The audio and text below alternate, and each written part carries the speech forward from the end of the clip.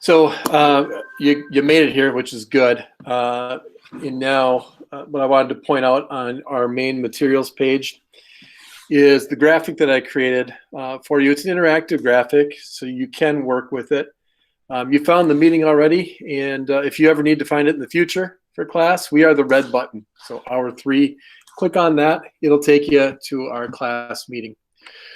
When I have office hours, which is every day, Monday through Friday, from approximately 1 to 2:30. I think technically it's 1:10 to 2:30, but I mean, I'm eating lunch at home, so it's not too difficult for me to finish up lunch and open up the office hours at 1. For me, it's just an easier, rounder number. So I'm available then. I encourage you to reach out to me and use that. It's one of the most underutilized pieces of distance learning that we have so far. It's a lot like what you're going through now is a lot like college, where you have a teacher presenting to you. There's some interaction, but not as much, I think, as we would have in a normal classroom. But I think there are a lot of unanswered questions left on the table that students have, whether it's involving just what we're talking about and the content, or even just what did we do the day before, or how do I get to this test that I missed. And so doing some of those things, we can utilize the office hours. My office hours also have an evening session available due to the pandemic, and because I'm teaching not only the 3 classes at Park right now, but I also teach an online economics class to students from Park, Woodbury, and Eastridge, and that's during a time of the day when it's not first, second, third hour. So I make myself available on Thursday evenings from 8:30 to 9:30 p.m. For office hours. And that might work for some of you guys as well, because perhaps daytime is a hectic time for you to try to get work done. Maybe the house is crowded, or the bandwidth is overloaded, and so the network's real slow for you. But perhaps in the evening it's better. So on Thursdays when we have school, I am available in this blue Google Meet office hours. Really, I'm just sitting in my basement, probably watching some sporting event, have it on, and then if a student pops in, more than happy to meet with you and help you out. In a survey that I took at the end of last HEC semester from my Econ students, I had 2 sections of Econ. I asked about office hours and if students prefer a scheduled office hour, like a setup or an arrangement. Maybe some of your teachers have done it, where they ask you to go into the Google Calendar and sign up for a slot for their office hour. Or do students prefer just a free form drop-in style? So that means if it's in between the beginning and the end of the office period, you drop in, and so it just works at your convenience. 75%, or 3 out of 4 students, indicated to me they prefer the drop-in style, so I'm going to continue to do that. I've never done the make an appointment piece. But that said, if it works better for you to do it that way and you hold yourself accountable, if you set an appointment, you are certainly welcome to message me and say, Arnie, can we meet at 1:15 on Wednesday or 1:15 on Friday or whatever, make an arrangement that way. That's perfectly fine with me. And perhaps I can even make arrangements if you communicate with me like that. We can make arrangements outside of the set office hours if you need help. But as long as you communicate with me, I can help you meet the needs that you have. So let's see, the other piece of this graphic that's useful, you can reach me via email. There's my email address. My school phone, I wouldn't recommend using that. I check it infrequently. I'd say once every other week do I actually log on and check my phone for messages there. So using the email or using the messenger option of Schoology or dropping into a Google Meet are your best 3 ways to get in touch with me. For you guys, let's see, you wouldn't see the hour 1 meet option, but you have the hour 3. That's the same as the red button, is this link here. And then the office hours, the same as the blue button. If you don't like the whole button approach, don't want to tap on a visual, you prefer the links and you trust them more, then you could just use the links. They're going to take you to the same spot. Also, on that graphic, I guess before I scroll further down the screen or change to a different one, you note that there's, in quotes, it's the study of choices in a world of scarcity. And that's what economics is. That's what we're going to be looking at, is how do we make choices in a world where our wants are perhaps unlimited, but what it is that we want is limited, and that's scarcity. There's not enough of everything to go around for everyone. So how do we make wise decisions in distinguishing who gets things, who doesn't get things? And both for yourself and even as a society, we have to make those types of decisions. So that's what we'll be examining as we go through this course. Next, you'll find that there's a resource folder, like many of your classes have. And in that folder, there's a quick orientation video that I shot last fall. Just a quick background, my background, a small overview of the economics course. There is a link to our school district's technical support webpage. So it has the phone number listed that you can call if you have tech problems. Also, it has a form that you can fill out. Of course, the downside of that is if you're having technical problems and your device isn't working, it's awfully tough to fill out a form, right? But that's where the phone number hopefully will come in handy for you. And then the other thing that we have shared with you is the pass no credit option information administration. And the counseling office has been adamant that we make sure we share that with students and families so they know that that is a possibility for you if you get towards the end of the hex semester and it looks like, oh man, I'll probably be able to pass the course, but I'm not going to earn the letter grade that I hope to. You could do the pass no credit option, but that has to be initiated by the family and the student. It's not initiated by the teacher. So you need to have access to that, and it is in the resources folder if that pertains to you. I'm hoping it doesn't pertain to anybody, but there's always special circumstances that come up that may lead to somebody having to do that. Next, we have the current folder, and this is where you're going to find what we are doing for the week. And right now, I think I'm logged in as myself, not as a student, so I can see the things that are unpublished. So you can see I have our weeks all mapped out here. In fact, week 7, we won't even have a week 7. I'll figure out if I'm going to put some of those items, plug those back in some other weeks here. Really, those were just the end of the trimester survey and a bonus opportunity. So we have 6 weeks together. In week 1 and 2, we're going to be talking about the basics of economics, just some real simple principles. Then when we get about halfway through next week, we'll start talking about market forces. So that'll be our second unit or second level of study. So you may hear things like demand and supply. That is what market forces we're talking about. The following week after that, we are going to look at competition in marketplaces, competition in general, and it's a shorter unit, but I believe we have a shorter week that week, so it kind of works out just right. After that, we finish up the market structures, and then I do a almost 2-week-long personal finance unit that I think students overall find pretty useful. So that's what we'll be able to get to in our 6 weeks together. Normally this course would be 12 weeks long, so we had to cut our materials in half. We cover about 18 of the 34 standards that we have, so we actually cover a little more than half. When you look at a week and how I lay it out for you, this course might be laid out a little differently than some of the other classes. I've modeled it after online college courses that I've taken in the past, and what typically is done is there's a topic or a module that you have to complete, and there's typically going to be 2 modules per week. I do put dates by them to help you out so you can stay on pace. And if you're logging into class every day, I'm going to be presenting and helping keep you on pace. But thanks, Michael. It's okay.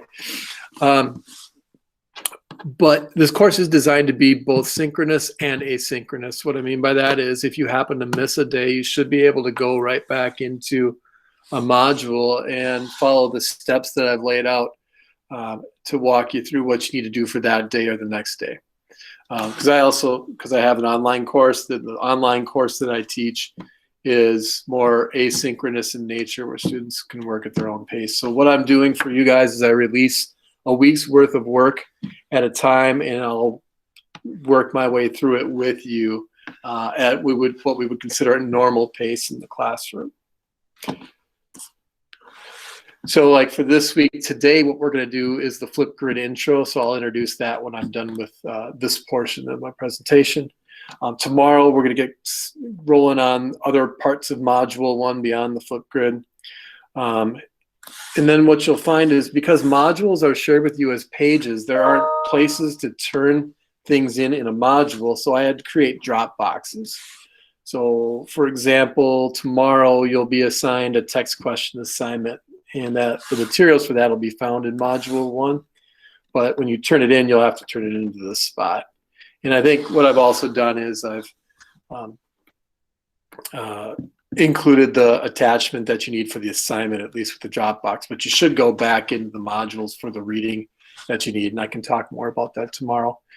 You notice that the Kami connected copy attached to the assignment, it probably isn't going to show up for you if you're working from an iPad, but if you're at home and you're working off of a laptop or a desktop or Chromebook, whatever, you may not have Notability access. So instead, we've got it connected with Kami, which is a Google extension that allows you to write over a PDF like you would in Notability. You can use your mouse to do the writing or the trackpad on your iPad to do some of the drawing. And you'll have to do that with some of your lessons, especially in level 2. We're talking about market forces because there's some graphing that's involved where you'll have to draw some lines. And that's why we have that shared with you that way. Along with each module then, you will also find there's an exit ticket that accompanies it. So the opportunity cost and trade-off exit ticket goes with Module 1, which covers those topics. Typically, those are anywhere from 5 to 10 questions in length, and they are pulled from a bank of questions that I have. You have an unlimited number of attempts that you can take on the green puzzle pieces or the formative exit tickets. But you'll find that the questions will vary from attempt to attempt, because I probably have 25 questions that go into this exit ticket, but you're only going to be answering anywhere from 5 to 10 at a time. So you'll get a different version of it every time. Really, the whole point of doing that is to make sure that you understand the concept and that you don't just memorize whether the answer was A, B, C, or D. We want you to be able to master that. For some students, what I've recommended is you could treat these exit tickets as a pretest to each module. So you could, in theory, take this first and see if you already know all the stuff. Then it'll be really easy for you to work your way through the module. If you notice there's a couple concepts where you're like, oh, I have no idea what opportunity cost is after answering some of the questions, well, then you know that you need to pay a little more attention and make sure you're going through all the materials that are provided in a module. Okay. So usually there's 2 to 3 graded pieces that go along with each module that we have for the course.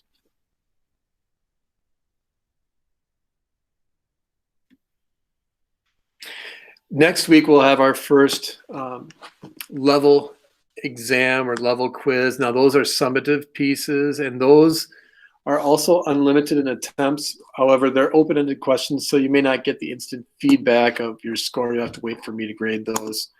But you'll find there are 4 summative tasks that you'll be graded on throughout this course. You have a level 1 exit, a level 2 exit, a level 4 exit, and then in level 3, instead of having a test, I have a project for you to do. So I've told students in the past doing just those 4 things alone will get you pretty close to passing. It may not get you to pass automatically, but doing those 4 pieces make it pretty easy for you then to be able to go back and find where you have gaps in your learning and be able to do some of those assignments and exit tickets. If you're logging in every day and keeping up with the class, I'm finding that in distance learning, students are usually earning B's or A's in the course. There's not a lot of C's. It's usually either doing really well or really far behind. Not a lot of middle ground. So you can take that for what it's worth. As far as today is concerned, I'm going to ask you to do a Flipgrid as an intro. Now, Flipgrid is an app that is supported by the district. You probably already have it on your iPad. If you don't, you could obtain it from self-service, although I did hear from students in first hour that they can't get self-service from home. They have to be on the school network to do it. So there is a workaround. for doing a Flipgrid. Rather than recording the video in Flipgrid, you could just record the video, answer the questions, and then submit it to me in Schoology that way.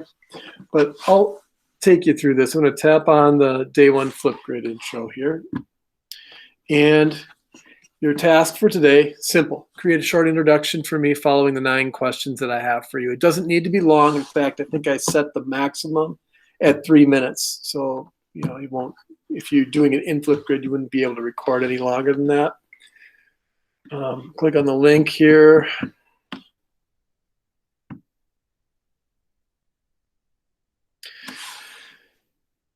And I think I had already logged in, so it may not take you directly to this page. It might ask you to log in, and make sure you use your school account. So you could use Google, and that it's your